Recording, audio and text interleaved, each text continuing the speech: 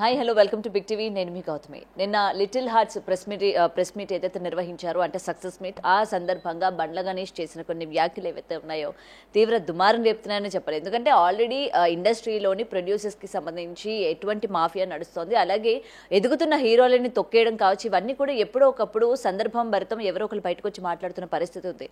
మరి ఈరోజు అంత పెద్ద స్టేజ్ మీద అటువంటి సక్సెస్ మీట్లోని బండ్ల గణేష్ మాట్లాడడం అన్నది అరే ఇది నిజమే అని చెప్పి మరొకసారి నిరూపించడం కూడా జరిగింది. మరి బండ్ల గణేష్ గారి వ్యాఖ్యలపైన మాట్లాడింది వారు మనతో పాటు ప్రముఖ ప్రొడ్యూసర్ నట్కుమార్ గారు ఉన్నారు. సార్ నమస్తే. నమస్తే.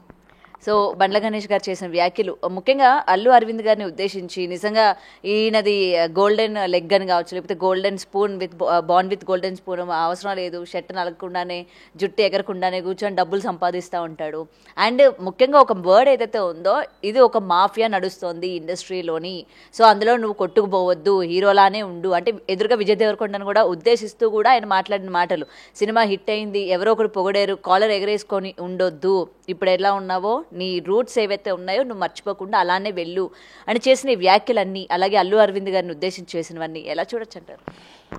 ఆయన చెప్పిన ప్రతి మాట అక్షరాల నిజం.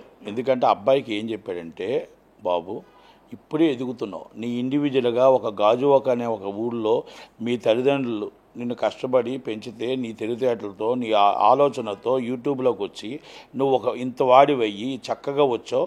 నువ్వు చక్కగా వచ్చి ఒక ఫలం అంటే సక్సెస్ అయ్యే పొజిషన్కి వస్తేప్పుడు అక్కడ ఎవరైతే బన్నీ వాసు గారు ఉన్నారో, అరవింద్ గారు ఉన్నారో, నిన్ను నీ టాలెంట్ను చూసి, నీ సినిమా బాగుందని చూసి, నువ్వు చక్కగా ఉన్నావని చూసి వాళ్ళు సపోర్ట్ చేయడానికి వచ్చారు. అందుకే సెట్ నలగకుండా కాళ్ళు ఎగరేసుకుంటూ వాళ్ళ సినిమా మీ సినిమా మీద కష్టపడింది మీరు, మీ సినిమాకు వాళ్ళ పేరు వేసుకుంటున్నారు అంటే వాళ్ళు లాభం పొందుతున్నారు. అది అదృష్టవంతుడు ఏంటంటే, అదృష్ట జాతకుడు అరవింద్ గారు ఏంటంటే, ఆ రోజు అనుకోకుండా కామెడియన్ అల్లు రామలింగయ్య గారికి పుట్టాడు కొడుగ్గా, తర్వాత అనుకోకుండానే చిరంజీవి గారు బావ అవ్వడం, అనుకోకుండానే బన్నీ పెద్ద స్టార్ హీరో అవ్వడం, మేనల్లుడు వచ్చి పెద్ద హీరో అవ్వడం, అలా మొత్తం అందరూ కూడా అనుకోకుండా ఆయనకు అన్నీ వచ్చాయి ఈరోజు. అందుకే ఏ సినిమా చేయకపోయినా ఆయన కూర్చుంటూ మీలాంటి వాళ్ళు మంచి సినిమాలు మంచి ప్రాజెక్టులు చేసి సూపర్ హిట్లు కొడుతున్న వ్యక్తి. ఆ అదృష్ట జాతకుడు ఎవరికి రాదు, ఆ జాతకం 1 కోటి మందిలో ఒకరికే వస్తుంది, ఆ దాంట్లోనే అల్లు అరవింద్ గారు ఉన్నారు అన్నాడు. దాంట్లో ఎతికి మీరు కష్టపడిన కష్టాన్ని వాళ్ళు క్యాష్ చేసుకుంటున్నారు అనేది దాంట్లో చెప్తూ ఇండస్ట్రీలో మాఫియా ఉంది, ఆ మాఫియాకి నువ్వు లొంగిపోవద్దు అన్నాడు.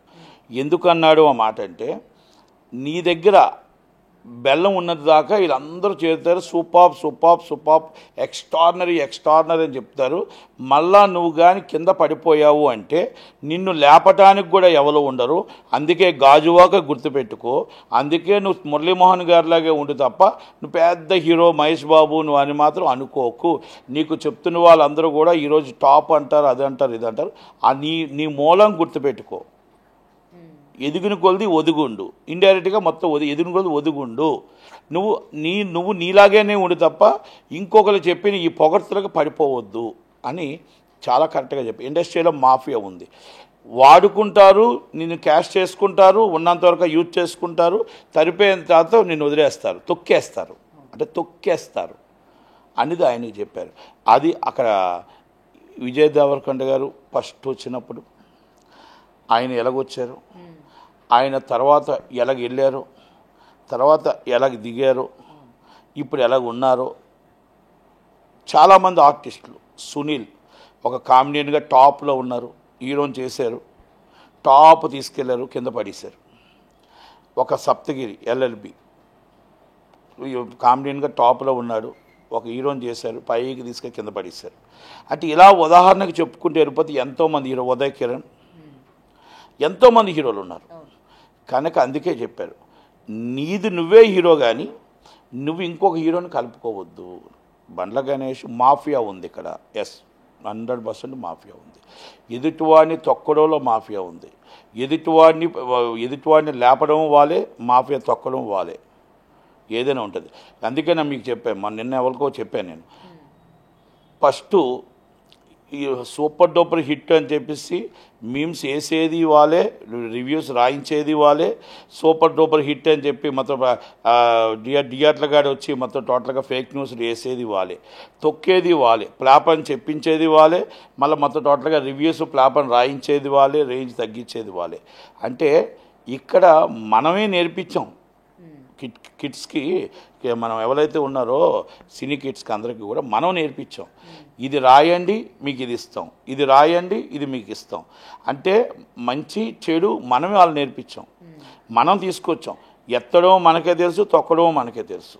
కనుక ఈ ఇండస్ట్రీలో ఈ నడుస్తున్నాయి కాబట్టి దాని మీద జాగ్రత్తగా ఉండాలి. మనం చాలా చాలా జాగ్రత్తగా ఉండాలి. ప్రతి ఒక్కరూ కూడా ఒక హీరోకి ఇప్పుడు ఆ అబ్బాయికి మేనేజర్ వచ్చేస్తాడు, ఆ అబ్బాయికి పిఏ వచ్చేస్తాడు, అసిస్టెంట్స్ వచ్చేస్తారు. మళ్ళీ అన్నీ పోతే వాళ్ళందరూ కోట్లు సంపాదిస్తారు, ఈ అబ్బాయి మాత్రం పాపం అలాగే ఉంటాడు. అదే దాని ఉదాహరణ చెప్పాడు. ఎంత వివరంగా అక్కడ మైక్ కాబట్టి చెప్పలేకపోయాడు, మీరు ఇంటర్వ్యూ కాబట్టి దాంట్లో వివరంగా ఉంది. అంటే ఆ అబ్బాయికి వచ్చిన మేనేజర్ కోట్లు సంపాదిస్తాడు, మళ్ళీ ఈ అబ్బాయి డౌన్ఫాల్ అయిపోయిన వెంటనే అబ్బాయి ఆ మేనేజర్ సైడ్ అయిపోతాడు, గొడుగు సైడ్ అయిపోతుంది, అసిస్టెంట్లు సైడ్ అయిపోతారు, అందరూ సైడ్ అయిపోతారు. Not only is a hero, హీరోయిన్లు అంతే పరిస్థితి. అర్థం చేసుకోవాలి. ప్రతి హీరో, కొత్తగా వచ్చే హీరో, కొత్తగా వచ్చిన హీరోయిన్ ఒక హిట్ కొట్టారు అంటే మనం ఎదిగిన కొలిది ఒదిగుండి మనం చెప్పండి. మేనేజర్లకు మీరు అబ్జెప్పకండి, పిఏలకి మీరు అబ్జెప్పకండి. మా పిఏ చూస్తాడు, మా మేనేజర్ చూస్తాడు అని ఆ రేంజ్కి వచ్చిన రోజు మీరు మళ్ళా 3 సంవత్సరాల తర్వాత వెనక్కి తిరిగితే మళ్ళీ గాజువాకలని ఉంటారు. అదే మీరు అదే పట్టుకొని ఇప్పుడు ఎలాగున్నారో అలాగే పట్టుకొని మీరు అవతల కాసి వచ్చిన నిర్మాతను గౌరవించండి, డైరెక్టర్ను గౌరవించండి, రైటర్ను గౌరవించండి, కూర్చోబెట్టండి, మాట్లాడండి. మీరు ఆ మేనేజర్లకి మీ పెత్తనం ఇవ్వకండి, మీ పక్కనకున్న పిఏలకి పెత్తనం ఇవ్వకండి, మీ పక్కనున్న కాస్ట్యూమర్లకు పెత్తనం ఇవ్వకండి. మీరు ఎవరు వచ్చినా మీతో డైరెక్ట్గా మీరు ఇంటర్ఫేర్ అవ్వండి, మాట్లాడండి. మాట్లాడి మీరు ఒక గత హీరోలను చూసుకోండి, ఎదిగిన కొలది ఎంతెంతో పెంచారు ఏంటి చూసుకొని దాన్ని చక్కగా చేసుకోండి. భవిష్యత్తు ఒక తీర్చిదిద్దండి. మీకు బండ్ల గణేష్ చెప్పినా, నటికుమార్ చెప్పినా మీరు బాగుండాలని, మీరు హీరోగా 10 సినిమాలు చేయాలని, హీరోయిన్గా 10 సినిమాలు చేయాలనే కోరుకుంటాం అంతే. కాకపోతే ఇక్కడ ఏంటంటే చాలామంది హిట్స్ ఉన్నప్పుడు వాడుకుంటారు, ఫ్లాప్స్ ఉన్నప్పుడు మీ దగ్గర కూడా రారు. ఇప్పుడు అందరూ ఉన్నారు, మీకు లిటిల్ ఆర్ట్స్ హిట్, అదే మీరు మళ్ళీ మీకు వాళ్ళకి నచ్చని సినిమా మీరు తీయండి, మీ ఫోన్ కూడా ఎత్తరు. ఇది వాస్తవం. ఇవాళ అడిగిన వాళ్ళు రేపు ఎవరు ఎత్తరు ఫోన్. డిస్ట్రిబ్యూటర్ అయినా ఎగ్జిబ్యూటర్ అయినా సూపర్ బ్రో, సూపర్, నువ్వు ఎక్కడికో వెళ్ళిపోయావు అని చెప్పే ప్రతి ఒక్కరు మీ ఫోన్ కూడా ఎత్తరు. ఇది వాస్తవం, సినిమా ఇండస్ట్రీలో జరుగుతున్న నిజం ఇది.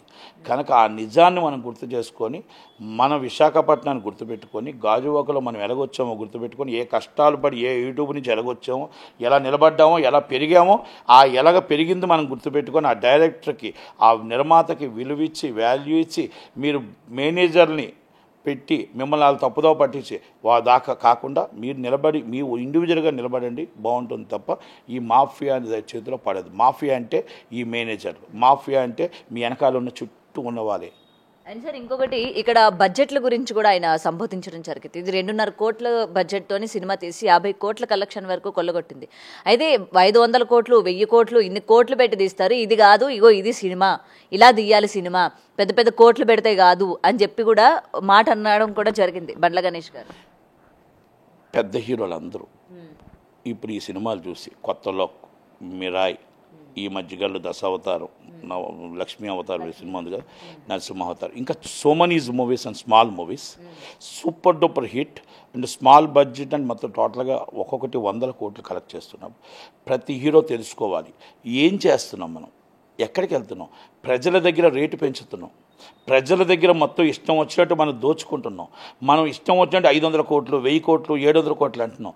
వాళ్ళు చిన్న సినిమా తీసి వాళ్ళు 100 కోట్లు కొడుతూ ఉంటే మనం 700 కోట్లు కొట్టి మనం 2000 కోట్లు కొట్టాలి.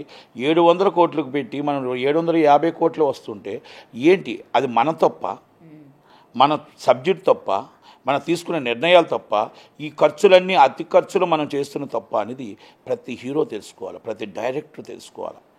వాళ్ళని చూసి నేర్చుకోండి, ఆ చిన్న సినిమా తీసిన వాళ్ళని చూసి నేర్చుకోండి అని ప్రతి హీరోకి నేను చెప్తున్నా, ప్రతి డైరెక్టర్కి నేను చెప్తున్నా.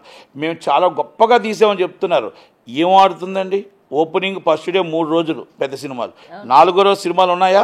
కానీ ఆ బడ్జెట్ అనేది ఆ సినిమాలో కూడా కనిపించట్లేదు. చూసే సినిమాలో కూడా అరే దీనికి ఎందుకు ఇంత పెట్టారు, అవసరం ఏముంది అన్నట్టు కూడా ప్రజలు ఒక నిర్ణయానికి వచ్చేస్తున్నారు.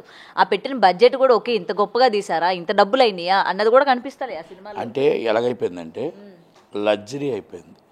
ఒక హీరో, ఒక హీరోయిన్, మొత్తం సైడ్ ఆర్టిస్టులు 20 మంది, ఆ సైడ్ టాప్ టెక్నీషియన్స్ ఒక 20 మంది, అందరూ కలిపి 100 మంది. ఈ 100 మందికి కార్వేన్లు, 100 మందికి బెంచ్ కార్లు, ఈ 100 మందికి ఇన్నోవా కార్లు, వాళ్ళ మేనేజర్లు, వాళ్ళ అసిస్టెంట్లు ఇవన్నీ కలిపి పర్ డే ₹1,00,00,000 ఎక్స్ట్రా అవుతుంది. 1 crore ఎక్స్ట్రా అవుతుంది. ఈ 1 crore ఇంటూ మొత్తం టోటల్గా దాదాపు మాకు 700 కోట్లకి 30% వేస్టేజ్ అవుతుంది. వేస్టేజ్ షూటింగ్ రోజుకి అవుతే ఒక్క సీన్ అవుతుంది.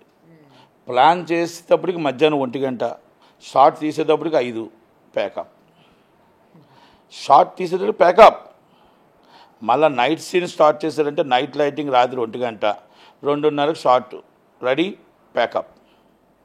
ఈ పరిస్థితుల్లో పెద్ద సినిమాలు ఉన్నాయి. హీరోలకు కూడా బాధ అనిపిస్తుంది, హీరోలకు కూడా ఇబ్బంది అనిపిస్తుంది, సైడ్ ఆర్టిస్టులకు కూడా ఇబ్బంది అనిపిస్తుంది. మీరు దీప్తి పడుకొని మీరు ఆమె వర్షంలో ఆలోచించండి. ఇప్పుడు ఈ పెద్దవాళ్ళందరి దగ్గర మన సినిమా దగ్గర ఉండి వీళ్ళ రోజుకి ఆ కార్వెన్లో కూర్చొని టైంపాస్ చేసుకొని ఉండే బదులు అసలు వీళ్ళు సినిమా చేయకపోతే మంచిది కదా అనిపించినట్టుంది ఆమెకి. ఆమె తప్పుకోకుండా వాళ్ళు తప్పించే విధంగా చేసుకుంది ఆమె. అంటే నా డేట్స్ 300 రోజులు 200 రోజులు తీసుకుని నన్ను కూర్చోబెడుతున్నారు మీరు. రోజుకి ఒక సీన్ కూడా వస్తుందో రాదో తెలియని పరిస్థితుల్లో ఉండేటప్పుడు నేను ఆ టైం వేస్ట్ చేసేటప్పుడు 4 యాడ్స్ చేసుకోవచ్చు, 4 ప్రోగ్రామ్ చేసుకోవచ్చు, 4 షోరూమ్లు ఓపెన్ చేసుకోవచ్చు, 4 చిన్న సినిమాలు చేసుకోవచ్చు. ఎందుకు ఈ బాధ అని నాకు ఫీలింగ్ ఆమె వెళ్ళిందని నేను అనుకుంటున్నా. ఎందుకంటే ఎవ్రీడే మనం ఒక షూటింగ్కి వెళ్తాం పెద్ద సినిమాకి. ఆ షూటింగ్ ఎందుకు ఖర్చు పెడుతున్నారు? మేము ఉదాహరణ చిరంజీవి గారిని తీసుకుందాం, విశ్వంబర తీసుకోండి, అనిల్ రావుపూడి తీసుకోండి. అనిల్ రావుపూడిది పండగకి సినిమా వచ్చేస్తుంది. విశ్వంబర ఎప్పుడు స్టార్ట్ అయింది, ఎప్పుడు ఫినిష్ అవుతుంది, ఎప్పుడు ఎందుకు వెళ్తుంది? విఎఫ్ఎక్స్ పక్కన పెట్టేయండి, ఎందుకు ఫినిష్ అవ్వలేదు? దాని బడ్జెట్ ఎంత, ఆ బడ్జెట్ నుంచి ఖర్చు ఎంత, యూవీ క్రియేషన్స్ మరి నిర్మాతలు మరి అది ఏంటి, వాళ్ళ ప్లానింగ్ ఏంటి? ఇప్పుడు ఆ నిర్మాత డబ్బు నష్టపోతే అది ఇండస్ట్రీ మీదే పడుతుంది ఆ భారం.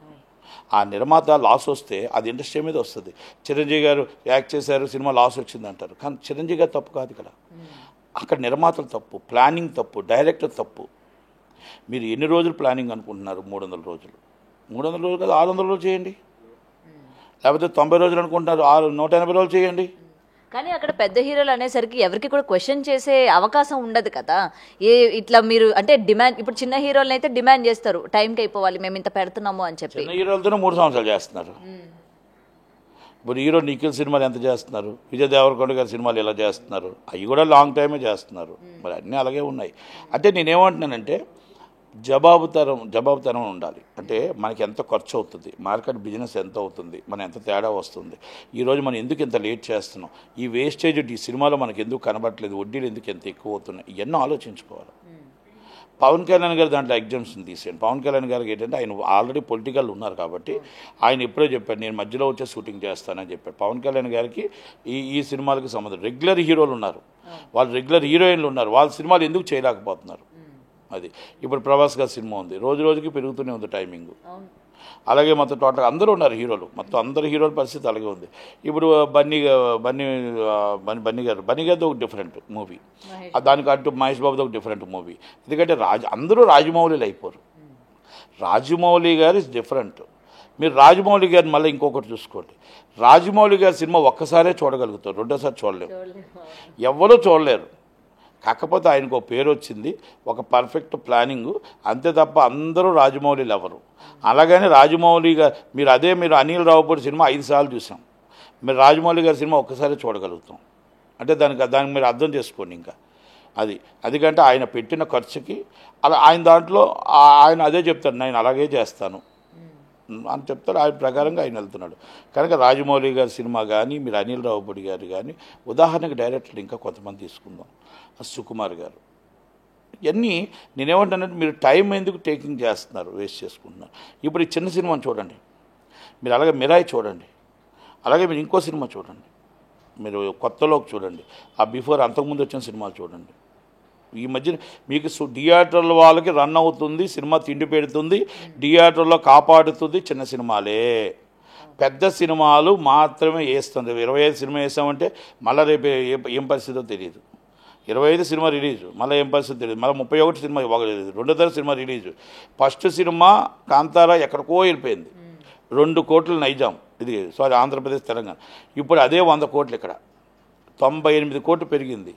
మరి అంత డబ్బు కలెక్ట్ చేస్తుందా అంటే ఒక్కసారికే 98% రేషియో ఇచ్చారు. అంటే అది ఇవ్వడం కరెక్టా కాదా? ప్రజల దగ్గర మరి అంత బడ్జెట్ ఉంటుందా లేదని చూడాలి, వెయిట్ చేయాలి. ఎందుకంటే సినిమా బాగానే తీశారు, కాకపోతే అంతంత రేట్లు అనేది కరెక్ట్ కాదేమో. 2 గంటలు 2 కోట్లకి 40 కోట్లు కలెక్ట్ చేసింది. ఇప్పుడు 98 కోట్లు అంటే 200 కోట్లు కలెక్ట్ చేయాలి. మరి అది ఎంత దాకా కలెక్ట్ చేస్తుంది చూడాలి. అంటే మీరు బడ్జెట్ ఒక హీరోయిన్ 5 కోట్ల రూపాయలు, సారీ 5 లక్షల రూపాయలు హీరోయిన్ వస్తే ఆమెకు సెకండ్ డే సినిమాకి 5 కోట్లు. ఒక మేనేజర్ వెంటనే వచ్చేస్తాడు బ్యాగ్ వేసుకొని, మ్యామ్ రెడీ మొత్తం టోటల్గా మీ అన్నీ నేనే చూస్తాను, మీకు 30, నాకు 30 మీకు 70, నాకు 30 మీకు 70.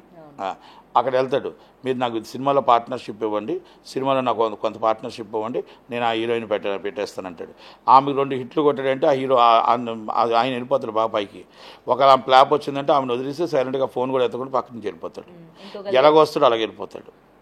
అంటే హీరోయిన్ నాశనం చేసింది, హీరోని నాశనం చేసింది, సైడ్ ఆర్టిస్ట్ నాశనం చేసింది మేనేజర్లే.